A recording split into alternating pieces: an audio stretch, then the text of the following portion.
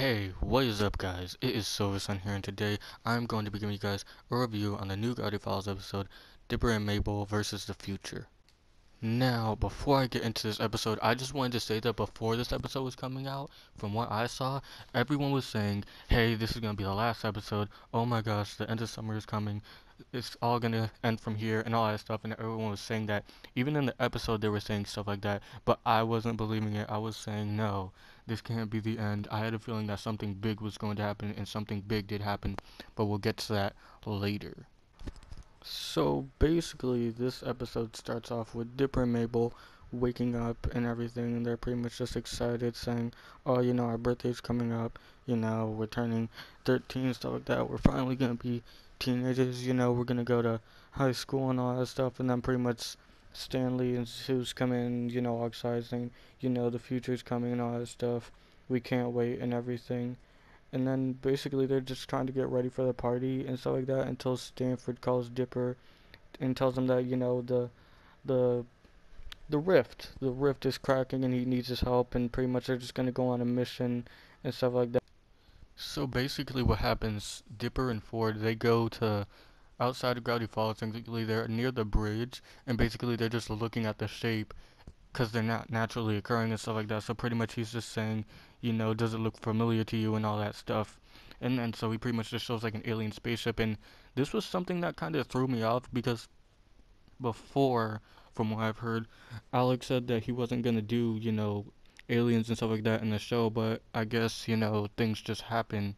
And so basically they find a little entrance to the spaceship, and so they're going around traveling, just looking through some stuff, trying to find some alien adhesive, because that's technically the only thing that'll help seal the cracks in the ripped jar. And so basically they're looking around for it, and then Ford's telling him like, "Hey Dipper, summer's gonna end soon and stuff like that, and you're a really smart kid, so I think you should become my apprentice and you should stay in Gravity Falls and like do what I do, research and fight off monsters and all that stuff." And he's saying like it'd be really great, but then Dipper's kind of doubting it, saying, "I don't know if I can do it because he did make some mistakes in the past and all that stuff, and Mabel being back in California without him and stuff like that, it would just feel messed up." When they finally find the adhesive glue, Ford, well, actually robots come. Basically, they triggered some sort of security system, and these robots come, and they pretty much just detect your fear and stuff like that, which kind of reminds me of After Earth. And it was pretty cool actually to see Stanford, like not showing fear and all that stuff, and Dipper, he just couldn't do it. He wasn't sure, you know, how to react and stuff like that, and he was just like going crazy, like all panicky and stuff. And so basically, Stanford gets captured, and he's pretty much telling Dipper, he has to use the adhesive glue to try and save the universe from being destroyed and stuff like that, because the rift was gonna crack. But Dipper was like no, so he went to go and try to chase after him. While all this is happening, Mabel's still trying to, basically just try to plan for the party, and she's going to lots of places, seeing where their birthday party can be located at and everything. And so basically, she goes to Candy and Grenda's house, and pretty much they're just like sad because they're not gonna see each other after the summer ends and all that other stuff. And but even before that, actually, she goes to the high school, and she tries to use that to go as their party location, but they can't because school's gonna start soon, even high school and stuff like that. And there were a few jokes there, with Wendy and stuff like that, and it was pretty funny. But basically, she was in there and stuff like that, and she couldn't really use it, so they just went somewhere else.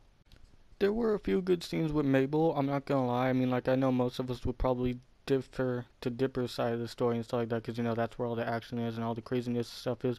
But I did like the part with Mabel and Stanley just talking and stuff like that, and I like how he kind of like referenced his brother, saying that, she's lucky to have a brother like Dipper because he's, kind of gonna stick with her and stuff like that. And yeah, he pretty much just used Stanford as an example because they obviously didn't stick together for a long while, and so that they had a bit of bickering, which is what happens in this episode between Dipper and Mabel, obviously.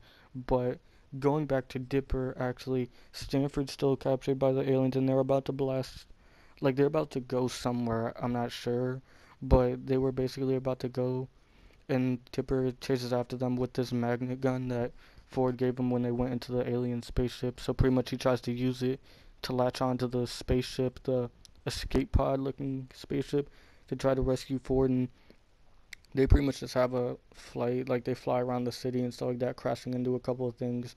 And it's actually pretty cool. I like this scene. Like the animation's really good and everything.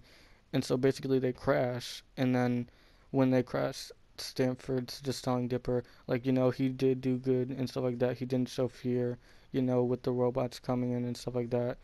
And, he really thinks that he should be his apprentice. So Dipper's pretty much just like, yeah, sure, I will be your apprentice.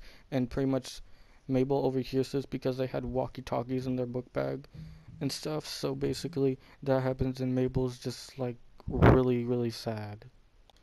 So when Dipper comes back, pretty much he's just like saying, "Oh, I had a really good time with Stanford and stuff like that. He was really cool and everything. We found this alien spaceship and all that." But Mabel's just like laying in the bed, and she's just like really sad and like crying and stuff like that. And pretty much Dipper's just saying like, summer isn't gonna last forever. We're kind of gonna need to like grow up eventually and stuff like that. And then pretty much Mabel just gets really sad and just like runs out the house, and then just like she sort of sits near a tree, and she's just kind of thinking about the whole thing, just thinking, oh man, like I don't want it to end and all that stuff. And here is where I think my little theory, my little thought comes into play. Now, I said that this wasn't going to be the end, and it definitely wasn't.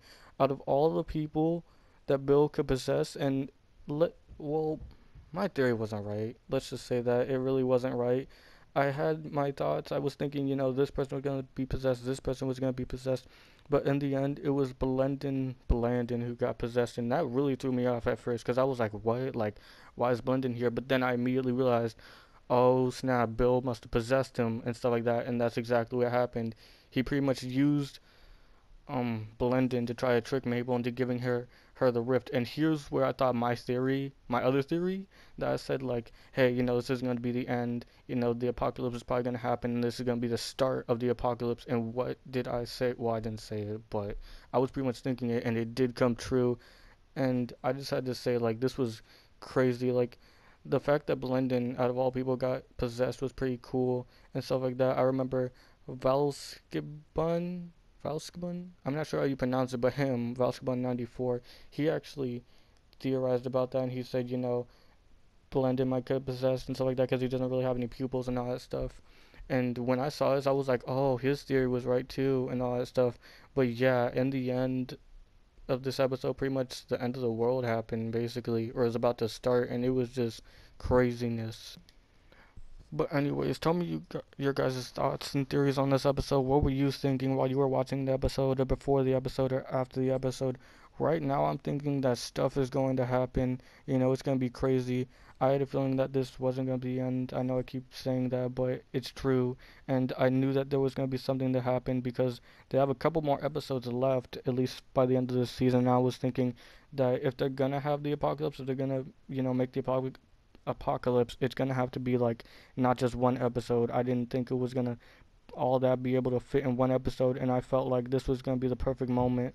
I think we're on episode 15 of season 2, probably 16, but somewhere around there. And pretty much, yeah, it just left on a cliff. Sorry, excuse me. It just left on a cliffhanger, kind of like not what he seems, or um what was it, Gideon Rises and stuff like that. But yeah, I really thought this episode was great. Bill's back, the apocalypse is gonna start, and it's just craziness. So yeah, until the next one, guys, Silver Sun is out.